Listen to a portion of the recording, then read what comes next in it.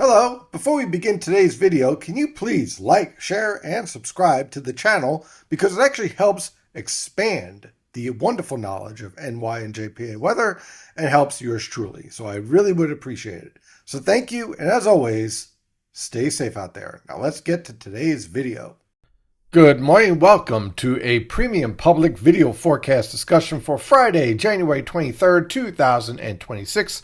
Of course, I'm your meteorologist, Stephen DiMartino, and boy, do we have a lot to talk about. And of course, CDM number 9, certified digital meteorologist from the American Meteorological Society. Now, as I was expecting, all the way back in June, when I knew that I was going to the AMS conference in January, I said to myself, and I said to my wife, there is going to be a winter storm when I go to this. I know it. I just know it because that's the way that it always works out, right? Well, that's exactly what we're going to be dealing with this weekend. So, yes, we will have live coverage of this storm on Sunday. I will send out all the details. I've sent out some already.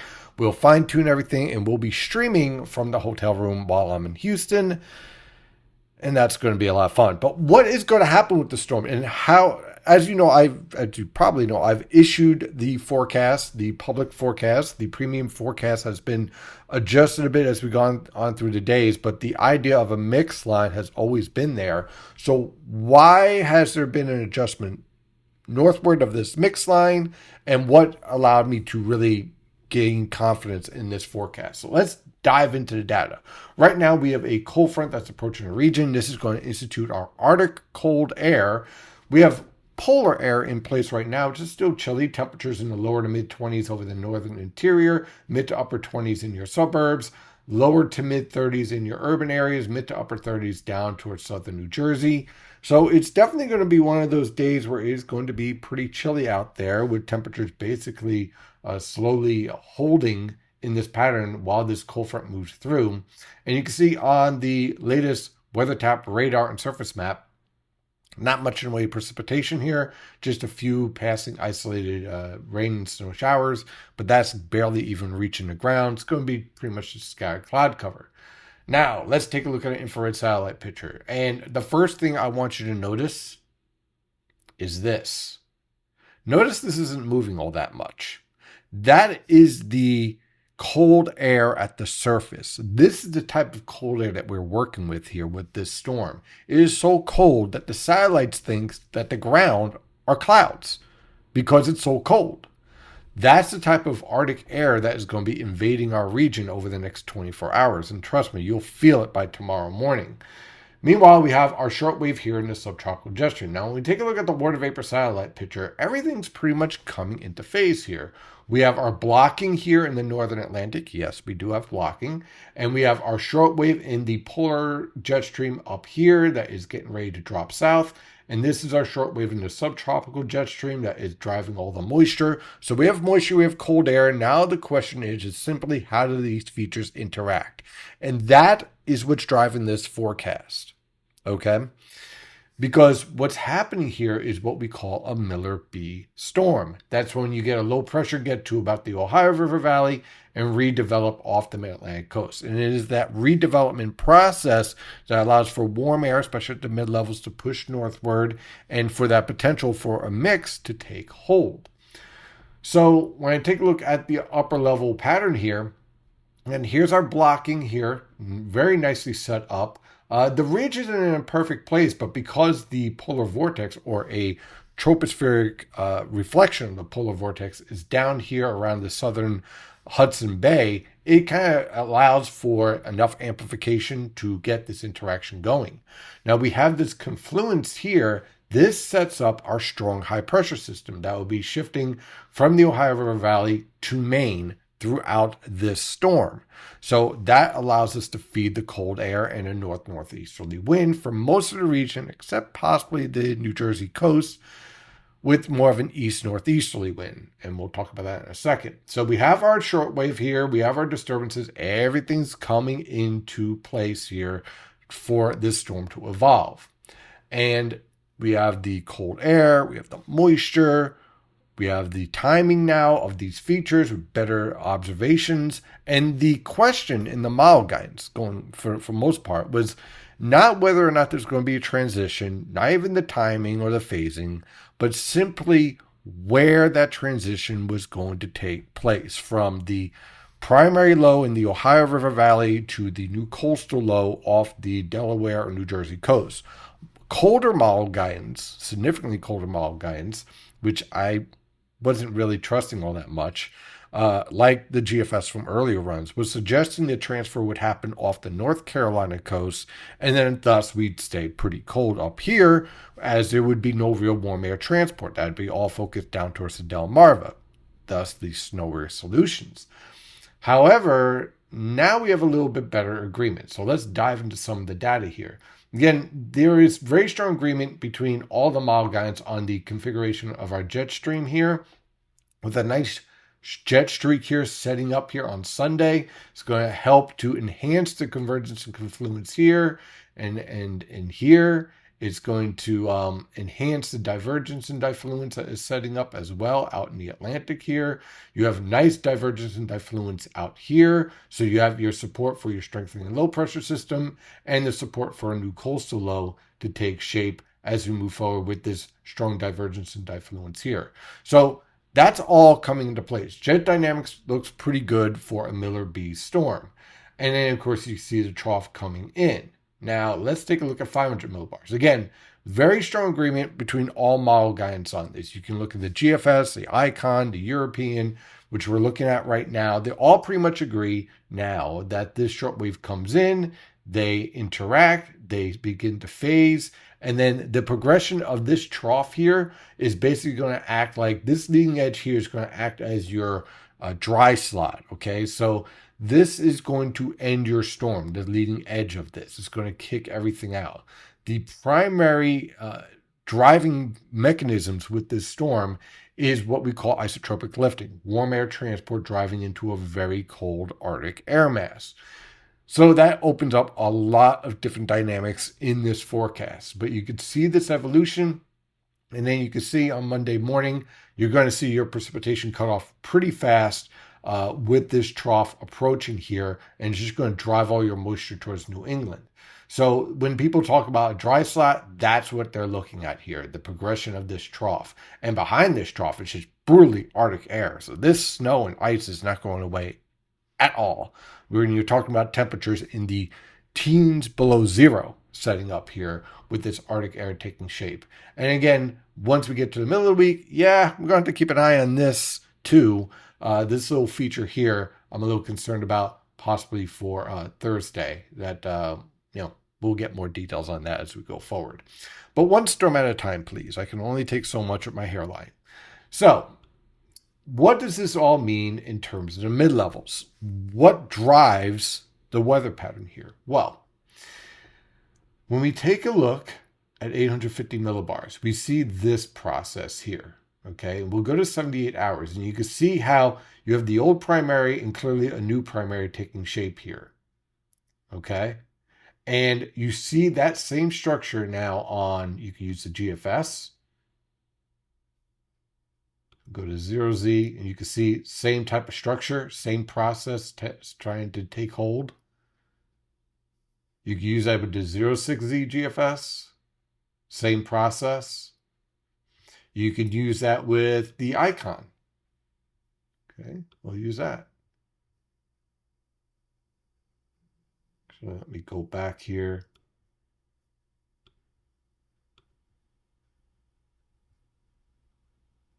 So we'll use the ICON here if you want to use that. And it's the same process. You can use 0Z. What I'm trying to show you is that I know that a lot of people recognize that I use the European a lot because it tends to be one of the best performing models. But all the model guidance basically shows the same type of theme here. And, a lot of people notice shifting south, shifting north. It's just simply the timing of the 850 millibar low. So this process influences all the other mechanisms in our forecast that we're dealing with here. And so this influences your mid-level temperatures. So you could start off at 700 millibars, and you could see if it loads. It should have. There it is. See that warm push, very impressive.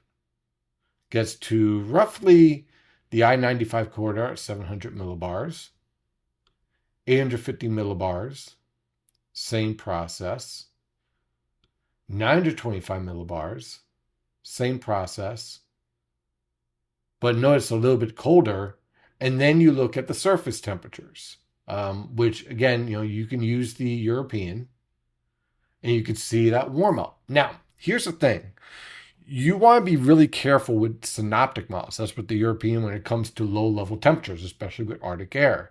So I tend to lean more towards the mesoscale models. Okay. Think of it like using the proper baseball player for a situation. If you need to steal a base, you don't use your slugger that can run slower than a tank. You want a really fast guy, right? You want a nimble person to run the bases. Whereas if I'm looking for a home run, I don't want to use the guy who's stealing bases and is nimble, who bats 285 but maybe 2 home runs. No, I want to use a slugger in that spot, right?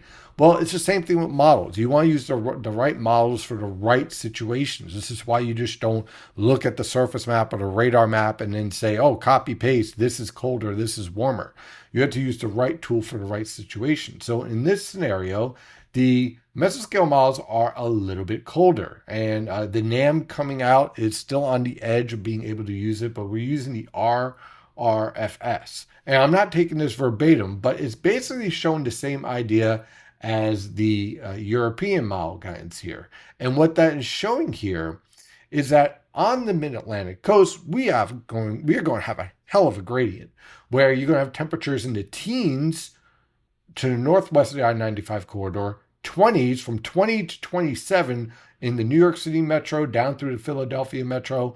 Then probably right around just south of the Philadelphia metro, you're in the right around freezing into Monmouth County, northern Burlington, on the southern side of the Philadelphia metro.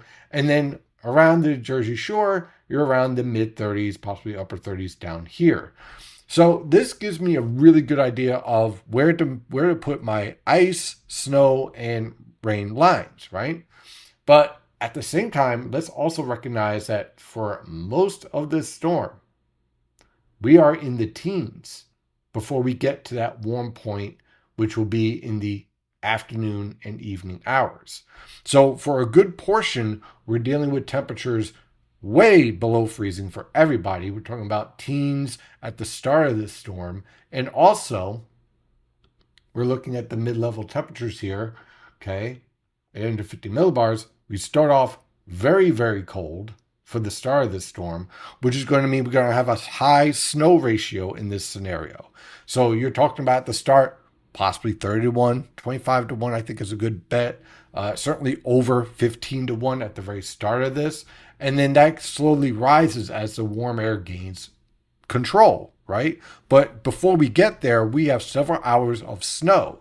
And what type of snow? Well, that's where things get really interesting, because if we look at 700 millibars, that's where we have some really intense lifting here in the morning and early afternoon hours as that warm air is pushing northward. And this is going to support very, very impressive snow bands. I would not be surprised if you see a 1 to 3 inch per hour snowfall rate in some of these snow bands. So this is going to be a very snowy morning on Sunday. Very intense snowfall for everybody. And then we watch that changeover. Now, in terms of influencing the forecast, and we'll watch this while we nowcast, that's simply going to be evolve. How fast does the mid-level lows transfer towards the new coastal low? When you get that idea, when you get that setup, then you understand how fast we transition back over to snow. And so while all this is evolving here, the way this is set up, very heavy snowfall in the morning, transitioning over to a mix, sleet, freezing rain, and rain, especially on the Jersey Shore, but up into southern Long Island, along the I-95 corridor, northwest of the I-95 corridor, everyone remains snow. And then how fast do we transfer back over to snow, adding in maybe an additional inch or so as the storm exits. And then your quote unquote dry slot approaches from 10 p.m. to midnight. And then after that, we have lingering snow showers heading into Monday morning. So here is the forecast I have as a result of these factors.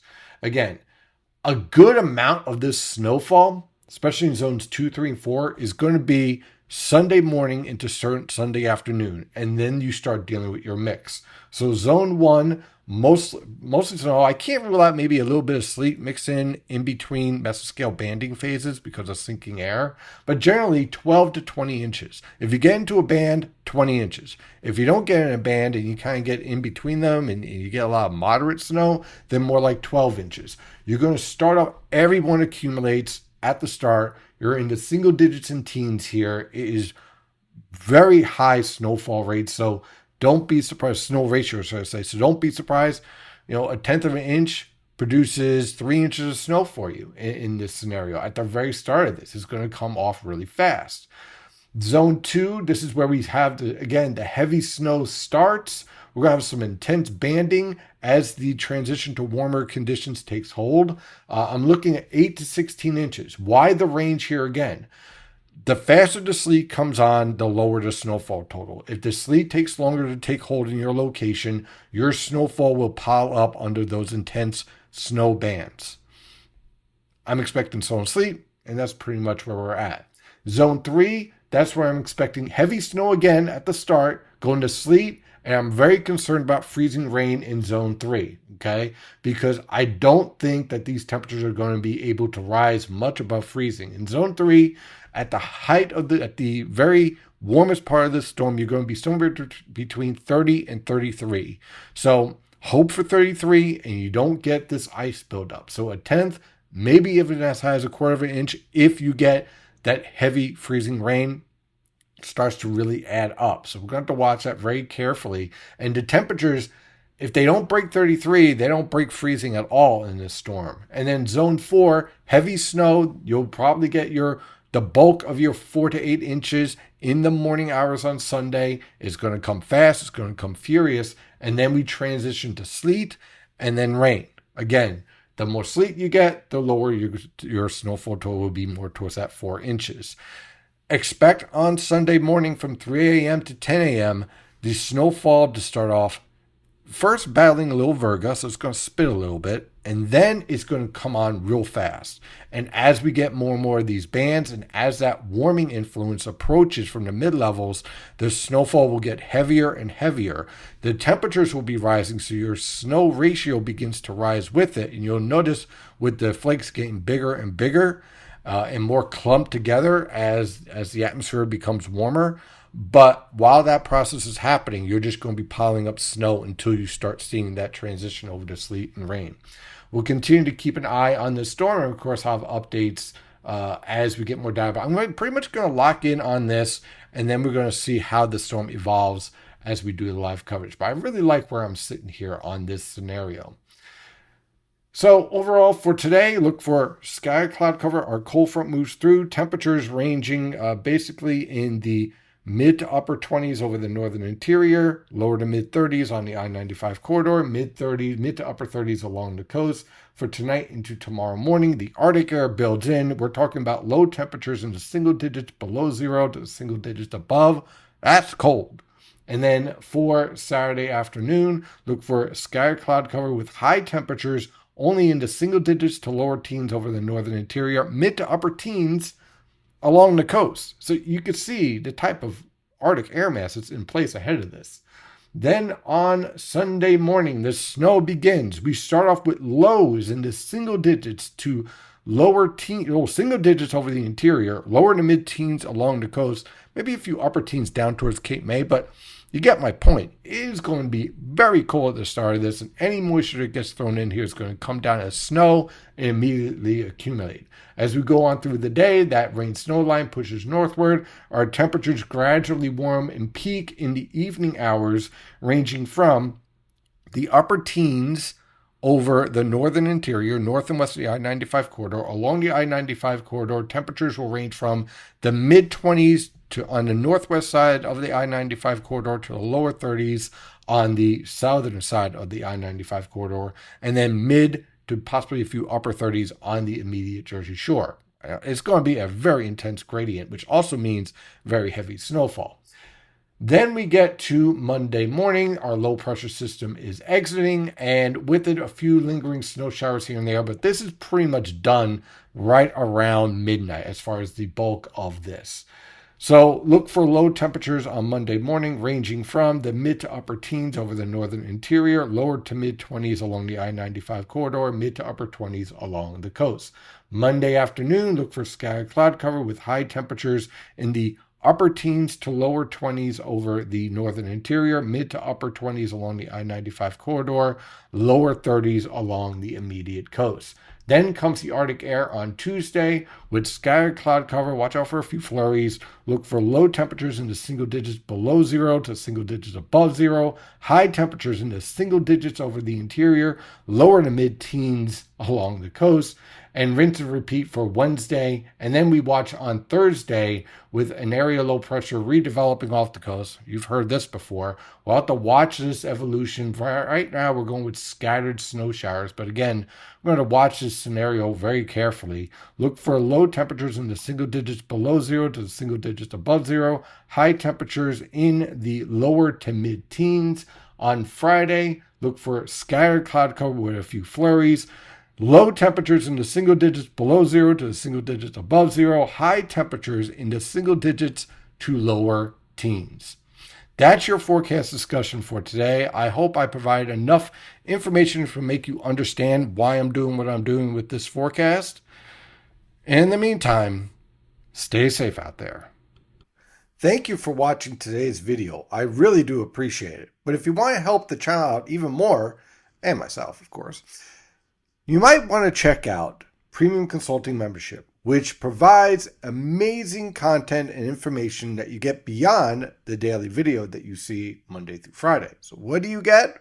Well, you get updates every day in the Premium dashboard, starting with, of course, checking out the latest winter forecast or other seasonal forecasts throughout the year, live coverage room where you can ask me questions live and I respond usually within a few minutes. Also, the latest holiday updates, how the weather will impact that upcoming holiday. If you are into landscaping or you work in landscaping, should I say, you will get the latest details on whether or not rainfall will be a threat and impact your job. And of course, there is all the other content. The zoomed in impact map, the severe threat analysis, long range thoughts, the premium consulting video, and also energy analysis, seasonal analysis, additional analysis when the storms get really tricky, winter storm overviews, and when the tropics gets really active, all of the updates, including the individual storms and the overview as well. And if you're a business owner, we also have a specific impact forecast for you guys as well, your own weather map. So let's take a look at the prices. Pretty fair. $15 a month gets you all this information. If you're looking for a little bit of a discount, you can also have a yearly at $150 and quarterly at $60. And also, for all of you business owners out there, you have the ability to get your own web page, your own consulting analysis based on what you need every day in the morning, updated Monday through Sunday without any delay. And of course, you can call me up as well and have that one-on-one consultation. So all this and more at NY and JPA Weather. Thank you as always for being a subscriber and watching the videos. But if you're looking for a little bit more, this would definitely be one of the ways to do so.